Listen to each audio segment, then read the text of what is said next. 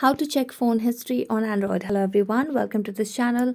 I'm Emily and I'm here to help you out today. So without any delay, let's get started. So first of all, tap on the phone application on your device, which is the contact option, and then just press this button of star hash 4636 hash star hash star. So as you do that, it will lead you to a new page where you can get the phone information and Wi-Fi information.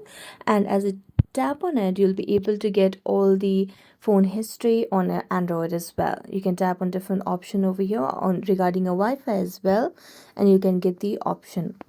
Next, how you can check the phone history is you can just go to your Google Chrome over here, and as you tap on Google Chrome, tap on the three dotted lines, and as you tap on three dotted lines at the top right corner, you can see the history option over here. So tap on history and you'll be able to see all your phone history on Android. So thank you so much for watching this video. See you next time.